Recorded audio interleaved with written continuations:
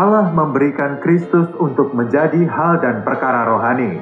Ini adalah poin yang penting dalam hidup rohani. Kita mengatakan bahwa Kristus adalah pusat segala sesuatu, tetapi dalam hidup kita masih menyimpan banyak perkara selain Kristus. Seolah-olah perkara-perkara ini dapat membantu menjalani hidup kekristenan kita. Kita harus mengubah konsep ini. Hal dan perkara yang Allah kehendaki hanyalah Kristus.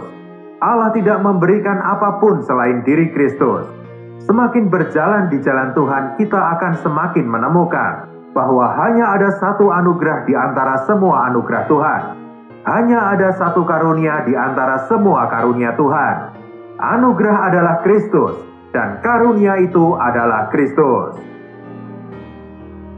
Bila kita mengira bahwa apa yang diberikan Tuhan Yesus bukan dirinya sendiri, dan bila kita mengira bahwa anugerah dan Sang Pemberi anugerah itu terpisah, kesalahan ini akan membuat kita menderita kerusakan rohani yang besar. Hal ini akan memisahkan kita dari sumber hayat. Kristus adalah segala perkara untuk kita. Tuhan Yesus berkata, "Akulah roti hidup." Ini berarti bahwa bukan hanya Dia memberi roti hidup, tetapi Dia adalah roti hidup itu sendiri.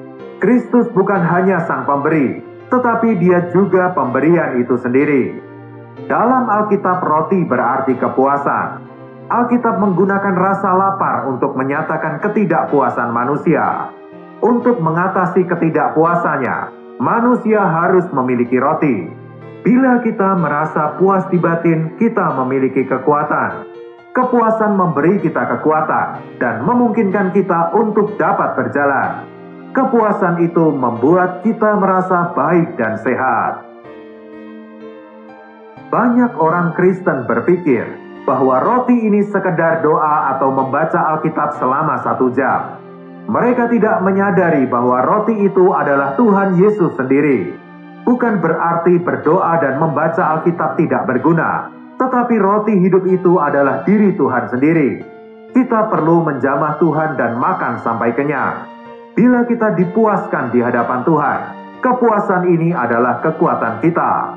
Kepuasan berhubungan dengan Kristus, dan kepuasan ada di dalam hayat. Saat Tuhan Yesus merasa letih dan beristirahat di pinggir sumur Yakub, setelah berbicara dengan perempuan Samaria, Dia berkata kepada para murid, "Padaku ada makanan yang tidak kamu kenal." Murid-murid mengira bahwa ada orang yang telah memberi makanan pada Tuhan. Karena itu di ayat selanjutnya Tuhan berkata, "Makananku ialah melakukan kehendak Dia yang mengutus aku dan menyelesaikan pekerjaannya." Pekerjaan rohani seharusnya membuat kita kenyang. Bila kita merasa lapar sesudah bekerja, pasti ada sesuatu yang salah. Bila pekerjaan kita tidak lepas dari kehendak Tuhan dan tidak seturut diri sendiri, setelah bekerja kita tidak akan runtuh, melainkan akan bertambah kuat. Bila kita turut dalam pekerjaan yang di luar kehendak Tuhan, kita akan semakin lapar. Agar kita puas, kita harus mengikuti kehendak Tuhan. Roti kita bukanlah retret rohani atau doktrin kitab suci. Kristus adalah roti kita. Baik kita sibuk atau tidak, setiap kali membicarakan Kristus berdasarkan kekuatan yang di dalam, bukan hanya pendengarnya yang akan dikenyangkan, kita pun juga akan dikenyangkan. Inilah hasil dari Tuhan bekerja di dalam kita. Inilah mengapa kita menyentuh Tuhan. Setelah selesai melakukan pekerjaan, kita tidak merasakan kosong. Sebaliknya kita akan merasa telah makan banyak dan kenyang.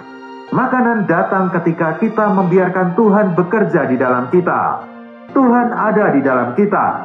Mari kita menjamah hayatnya, dan kita akan dipuaskan. Dalam perkara rohani, ketika berjalan dalam kehendak Tuhan, semakin kita sibuk, semakin kita banyak makan. Misalkan kita berbicara dengan seseorang tetapi Tuhan tidak berbicara di dalam kita.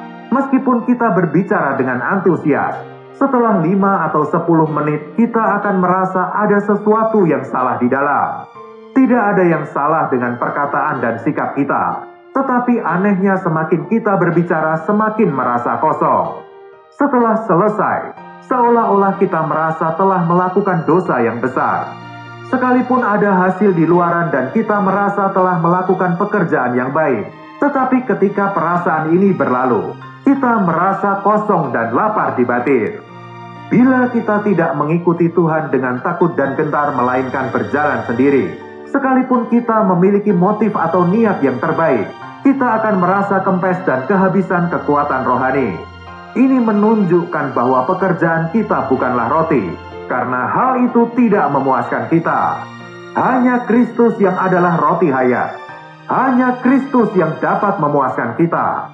Bila kita menyentuh Tuhan, menyentuh hayat, menyentuh realitas rohani, baik sibuk atau tidak, kita akan dapat berkata, "Puji syukur pada Tuhan, aku memiliki roti, Tuhan adalah rotiku." Ini bukan sesuatu yang luaran. Pertanyaannya adalah apakah kita telah menyentuh Tuhan di batin atau belum? Siapapun yang menyentuh Tuhan akan dipuaskan. Beberapa orang mungkin berkata, mereka yang berkhotbah dan melayani memiliki kesempatan untuk dikenyangkan. Tetapi aku bukanlah pengkhotbah ataupun pelayan. Apakah aku akan kelaparan? Syukur pada Tuhan, kita tidak harus kelaparan. Kita mungkin hanya melakukan hal-hal yang kecil, tetapi selama hal itu menurut pekerjaan Tuhan di dalam kita, kita akan merasa lega dan puas setelah melakukannya. Setiap hari setiap orang memiliki kesempatan untuk makan dan dipuaskan. Ketika kita menyentuh Tuhan, kita memiliki roti. Suatu hari seorang saudara melihat saudara lain yang berbuat salah. Karena ingin menjadi orang Kristen yang lembut, dia berpikir bahwa cara yang terbaik adalah membujuknya dengan lembut. Di mata manusia dia melakukannya dengan cukup baik. Tetapi setiap kali melakukan hal ini, dia merasa seperti gelas yang bocor. Setelah 2 atau 3 bulan dia merasa bersalah. Dia memohon Tuhan untuk menunjukkan letak kesalahannya. Tuhan mendengar doanya dan menunjukkan apa yang harus diperbuatnya. Kemudian saudara ini menegur saudara lain itu dengan keras. Namun anehnya, semakin keras dia berbicara, semakin dia merasa menjamah Tuhan. Dia merasa seolah-olah telah makan dengan enak. Ini bukan berarti kita dapat menegur orang lain seenaknya. Namun bila kita bertindak sesuai dengan kehendak Tuhan, kita akan dikenyangkan dan menjadi lebih kuat dari sebelumnya. Kebaikan yang kita lakukan sendiri bukanlah makanan kita. Hanya ketika Tuhan bergerak di dalam kita dan kita bergerak sesuai kehendaknya, kita menerima makanan. Setiap kali menyentuh hayat, kita memiliki makanan. Dan setiap kali kita menyentuh Tuhan, kita dipuaskan. Tuhan juga mengatakan bahwa dirinya adalah terang hidup.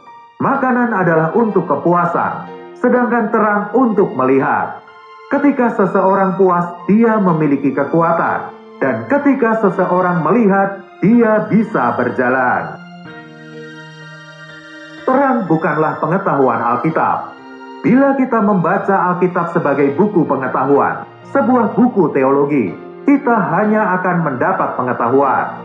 Bukan berarti bahwa kita tidak boleh membaca Alkitab. Tetapi saat membaca Alkitab, kita perlu mendapatkan pengenalan akan Kristus. Beberapa orang telah menerima terang. Tetapi terang yang mereka bicarakan belum tentu merupakan terang hayat. Terang yang mereka bicarakan mungkin hanya interpretasi ayat atau ajaran tertentu. Terang hayat bukanlah pengetahuan apapun selain diri Tuhan sendiri. Banyak orang dapat memberitahu bahwa apa yang mereka lihat dalam terang seringkali sukar dijelaskan. Ketika terang datang, kita mungkin tidak dapat menjelaskannya kepada orang lain. Mungkin perlu 2 atau 3 tahun sebelum kita dapat menyampaikannya pada orang lain. Ketika kita melihat Tuhan, kita melihat terang. Bila benar-benar melihat terang, kita akan tersungkur ke tanah. Terang bukan hanya menerangi, tetapi juga mematikan kita. Sebelum Paulus menerima terang, tidak mudah untuk membuatnya tersungkur ke tanah. Tetapi begitu menerima terang, dia tersungkur. Beberapa orang berusaha keras untuk rendah hati, tetapi kerendahan hati seperti ini sangat melelahkan. Bahkan orang lain pun turut lelah melihat mereka. Hal ini seperti anak kecil mengangkat buku yang tebal. Buku itu mungkin tidak terlalu berat, tetapi melelahkan untuk terus dibawa. Tidak mudah bagi orang sombong untuk menjadi rendah hati. Tidak mudah bagi kita untuk jatuh tersungkur dari singgasana kesombongan kita. Kita tidak bisa menjelaskannya, tetapi begitu terang datang, kita pun tersungkur. Seseorang boleh mendengarkan banyak ajaran dan dapat mengulanginya dengan baik, tetapi dia tetap tidak berubah. Ajaran tidak bisa membuat manusia tersungkur. Sebuah pesan firman yang seharusnya membuat orang berlutut dan menangis dapat sekedar dijadikan bahan ajaran, sehingga yang mendengarnya berpikir bahwa dirinya telah menerima sesuatu yang rohani. Bila seseorang melihat terang, dia akan tersungkur di dalam terang. Terang itu menusuk, bisa melakukan apa yang tidak dapat dilakukan manusia. Ketika Yohanes melihat terang, dia tersungkur seperti orang mati. Ketika Daniel melihat terang, dia jatuh tertelungkup. Tidak ada yang bisa melihat wajah Tuhan tanpa tersungkur, dan tidak ada yang dapat melihat Tuhan tanpa mati. Begitu seseorang menerima terang Tuhan, dia akan jatuh tersungkur. Bagi banyak orang, kepribadian lama mereka sangat keras. Orang lain tidak dapat mengubah kepribadian mereka. Diri mereka pun tidak dapat. Namun begitu terang Tuhan menyinari, mereka menerima penglihatan, dan mereka menjadi manusia lemah, hancur, dan tidak dapat tetap hidup. Inilah arti dari terang. Apa yang biasanya kita sebut terang belum tentu terang itu sendiri. Kebanyakan hal itu adalah ajaran belaka. Banyak orang mencari doktrin tetapi tidak menemukan realitas. Doktrin hanyalah kata-kata, dan itu adalah maut. Mereka bukan terang, bukan hayat, dan bukan Kristus. Terang bukan hanya memberi penglihatan. Sebaliknya ketika terang datang, hal pertama yang dilakukannya adalah menghilangkan pandangan kita. Awalnya terang itu membuat kita buta dan rebah tersungkur. Setelah itu baru kita dapat melihat. Paulus melihat terang dan rebah ke tanah. Setelah itu dia tidak dapat melihat selama 3 hari. Begitu seseorang yang di dalam kegelapan melihat terang, dia tidak dapat melihat apapun. Semuanya tampak membingungkan baginya. Pada awalnya terang membuat seseorang buta dan membuatnya rebah tersungkur. Semakin besar wahyu semakin buta, dan semakin parah pukulan yang dideritanya. Bila kita tidak pernah mengalami hal ini, kita tidak pernah menemukan terang dan masih ada di dalam kegelapan. Kiranya Tuhan mengasihani kita, sehingga terangnya dapat melenyapkan kepercayaan diri kita, agar kita tidak terlalu yakin bahwa diri kita benar dan tahu banyak perkara. Terang bukanlah sesuatu yang abstrak, melainkan sangat konkret. Tuhan Yesus adalah terang. Ketika Tuhan ada di antara kita, Dialah terang di antara kita. Terang itu berjalan di antara kita. Sayangnya bagi sebagian orang Kristen banyak hal merupakan hal yang abstrak. Mereka mengenal banyak doktrin tetapi semuanya abstrak bagi mereka. Mereka belum menerima bantuan yang praktis. Seorang saudara menceritakan pengalamannya belajar Alkitab. Dia berkata, "Saya telah mendengar dan mempelajari doktrin kekudusan. Saya menemukan lebih dari 200 ayat tentang kekudusan dalam Perjanjian Baru. Saya menghafal semuanya dan meletakkannya dalam urutan yang benar. Namun saya masih belum mengerti apa itu kekudusan. Suatu hari saya bertemu dengan seorang saudari tua yang benar-benar dikuduskan. Pada hari itu mata saya terbuka dan saya nampak apa itu kekudusan. Ketika terang itu datang, tidak ada cara bagi saya untuk melarikan diri. Terang itu menunjukkan arti kekudusan." Terang adalah sesuatu yang konkret, hidup, dan efektif. Bila kita hanya menyampaikan doktrin, orang lain hanya akan mendapatkan doktrin. Ini adalah maut, bukan terang hayat. Terang hayat akan menerangi hidup seseorang dan akan bercahaya melaluinya.